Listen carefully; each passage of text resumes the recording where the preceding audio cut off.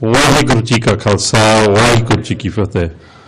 It's very tempting when Rob touches on a range of issues to follow up, but I'm going to slightly hold back. One of the things that Graham Williamson's going to talk about is, because he's from an organisation called Nations Without States, he's kind of going to talk about the issue of self-determination. Not just the self-determination of the Sikhs, but the self-determination of every single man, woman and child, because it's a basic human right. But also, just picking up Rob's theme, that it takes a long time to get change. I'm just going to give you one reference to the Foreign Office. With Professor Buller, and with the issue of the death penalty, we'll have no doubt that the UK government, along with all the other European nations, oppose the death penalty. There's no two ways about that. That is the policy. And equally, there's a limited amount the UK government can do in the case of Professor Buller. But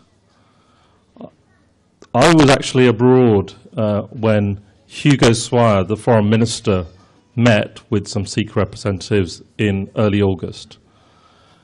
But the one thing that we challenged, and in a way I'll throw that challenge and it's an introduction to what Graham's going to talk about, is the story goes like this. Lord Inderjit Singh, sitting next to Saeed Awasi, says, what can we do to stop those Sikhs protesting outside 10 Downing Street? I'll write you a letter. Perhaps the letter will be enough for those Sikhs to say, perhaps, Professor Buller's situation's improved. Perhaps the death penalty threat has gone away. I'm being sarcastic here. Saeed Awasi wrote that letter. Those people protesting didn't believe that letter was enough. So the next thing was, can you set up a meeting with Hugo Swire? So that meeting was set up, early August. But the sad thing was that the Foreign Office put out a short press release, and then the Sikhs that were present put out a joint press release. And I'm going to quote from that joint press release, not word for word, but it had a statement in there. And that statement's really important in terms of what Graham's going to talk about. It said, whilst the policy on the death penalty is very clear, Britain does not interfere in another sovereign nation's, affairs. Iraq, Syria, Libya, and it's not the UK government I'm talking about. Every single government, in terms of their foreign affairs, will, when it's in their interests, and, I would say, on the issue of human rights. And so, I'll ask Graham to come up to stage, but I wanted to share that with you, because I know the television stations are covering it. Sometimes we have to say these things. Why didn't those Sikhs present mention Libya, Iraq, Syria? Why did they put out in their own press release, which was approved by the Foreign Office?